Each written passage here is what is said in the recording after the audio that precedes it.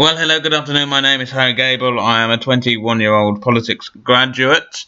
I graduated in the summer from Oxford Brookes, and I live in Aberdeen, but I'm currently working for the South Oxfordshire District Council in Democratic Services, hence why I couldn't manage to be there in person with you this afternoon, but I would like to take this opportunity to thank Hilary very much for inviting me to speak at what is a very interesting workshop, considering some of the most crucial questions facing our communities and the challenges of local government now. So my talk today will centre on the question of how to best go about developing a culture and environment that nurtures young people's interest in being lifelong citizens. Now, that is obviously a big question, but I think first and foremostly in doing this, in achieving such a big aim, is the idea of treating young people as citizens. I do feel like at the moment young people are treated differently to any other demographic in society, and they perhaps are not, they are presumed to be not mature enough to, sort of take part in the community on the same kind of level and have the same level of input as perhaps middle-aged adults would. I think that this perception is quite prevalent at both national and local level, that politics is somehow for middle-aged adults. And I think we should begin to meaningfully engage with the young on serious matters, at the age where maybe in early teens, when they would be ready, to start learning about these things and also feel like they have a voice in what shapes their community.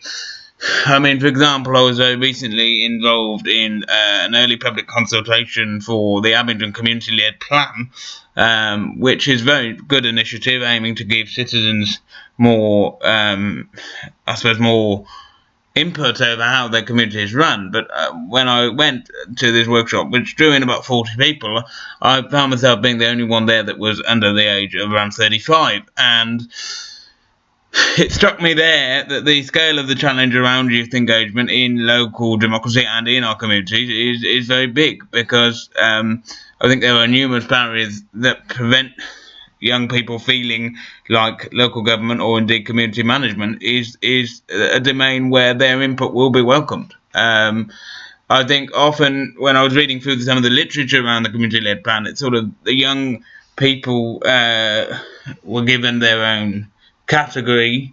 They were talked about, with the uses of phrases, such phrases like, spaces to hang out, and the impression that, what mattered to young people was simply socialising, making sure they had enough time to enough spaces to hang out with friends, and really not treated, as caring about wider issues, as every other demographic in the community does.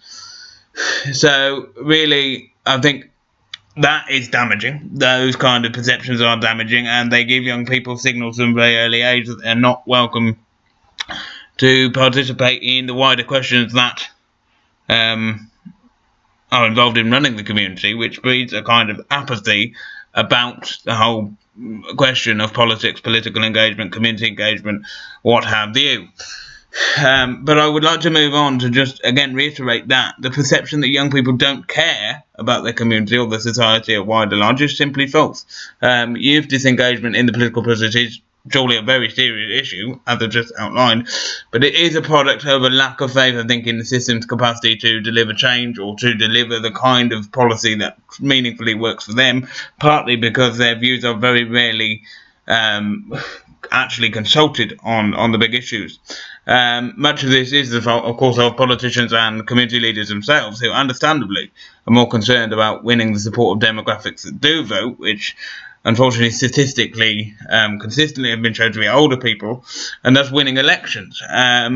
So therefore the issue of trying to engage those that are perceived to be disinterested is a noble aim, but one that becomes secondary to the aim of, I suppose crudely, maintaining power. So the result is that policy then becomes subsequently skewed towards the interests of those that have voted, i.e. older generations, whose interests and ideals have again been consistently shown in the last few years to be vastly different to those of younger demographics.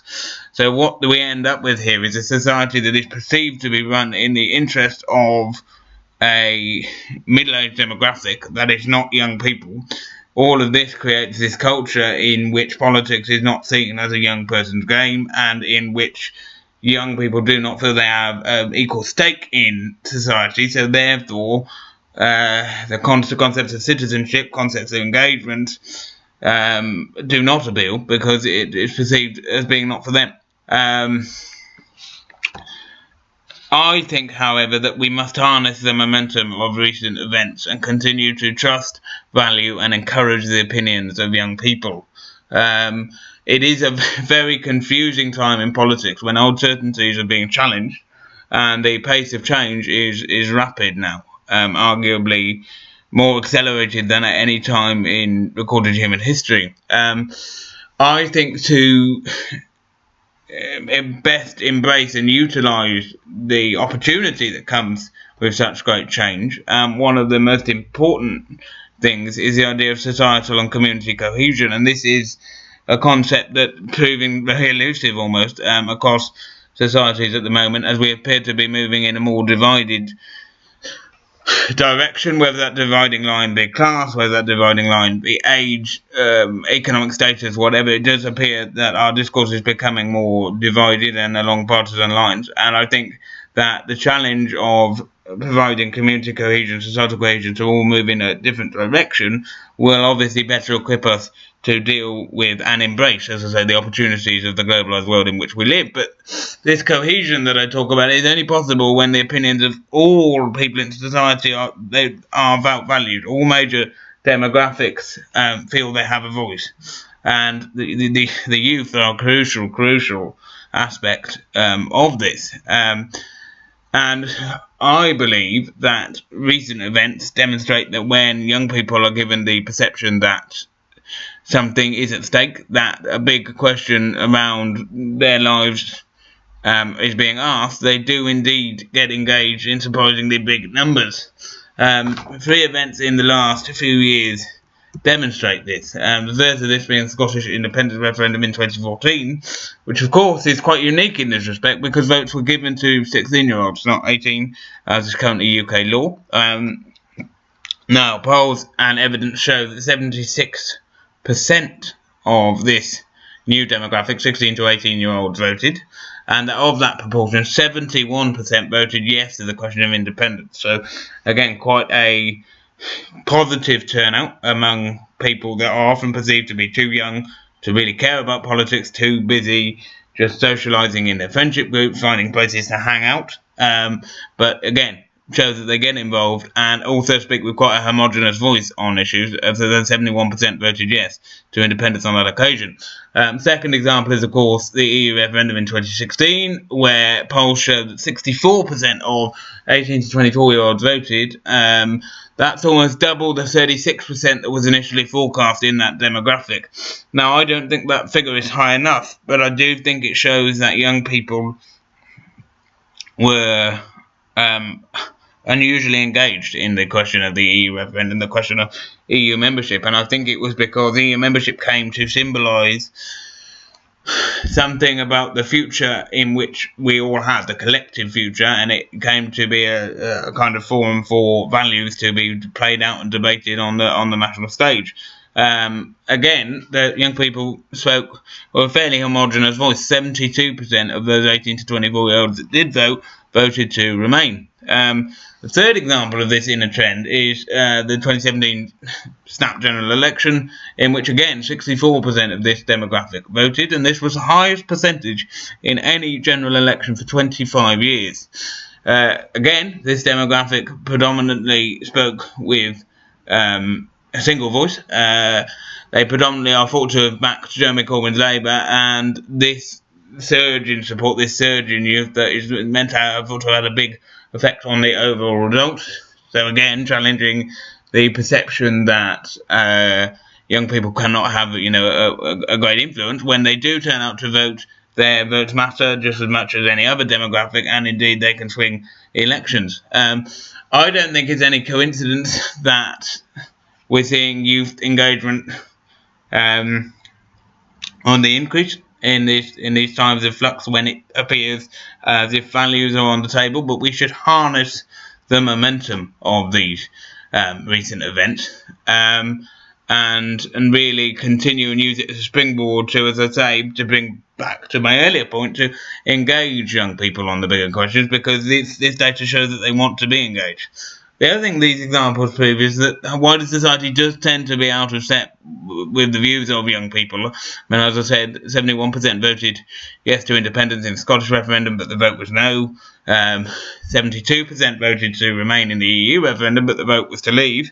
And as I say, they put on 18 to 24-year-old at the 2017 general election backed Jeremy Corbyn's Labour. Well, of course, that we emerged with a Conservative government as well. So this does show that the views of young people are different to those of wider society. But I think this pluralism should be cultivated, as debates are healthy for democracy in general. And if we're talking about the concept of lifelong citizenship, getting people engaged at an early age and promoting a kind of intergenerational conversation, intergenerational debate about the issues that matter, is really vital towards building this.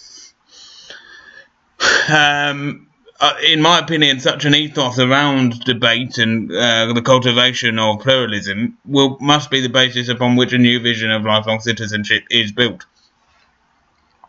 One of the problems, though, one of the barriers to this is at the moment the political process, particularly at the level of local government, but also nationally, is often complicated and opaque. The structures of government, I think, thus must be meaningfully explained to young people as part of their formal education, but also as part of the creation of a wider civic culture that values the importance of young people as the future of the community and country and invests in them accordingly. Remember, this is about, a lot is at stake when we talk about youth engagement. We are talking about the future of the country. It is young people that will come to be the leaders of tomorrow, and that is an ongoing cycle, and we must here create this is crucial, we must create a culture that is self-sustaining, so that youth engagement becomes something that isn't just for a generation, but is indeed for a permanent feature of society, which will greatly enrich our democratic discourse and the way in which our communities are run. I don't think enough of young people at the moment are aware of how ideas become policy, and this is a great passion of mine, trying to make the policy process more transparent and explain quite how you get your ideas across and how you can lobby for them to be part of a consultation. I mean, this is where something like the Abingdon community-led plan, currently being led by the Vale of Whitehorse District Council, is such a good idea, because it does get directly the people involved at the basis, on the level, of decision making. But again, particularly with young people, this political process should be explained to them more. You know, it is a very complex system that we have, and I don't think we should expect young people to fully understand it. I doubt that the majority of adults do, to be frank. So, finally, I guess the point I want to make here is that it is from this base, all of this base, which kind of goes back to, starts and ends with the idea of treating young people as adults and as citizens from an early age, you know, believing in the capacity of young people to understand the issues that matter to wider society, and not to treat them as a separate demographic somehow cut off from actual reality or not ready to talk about what matters to them.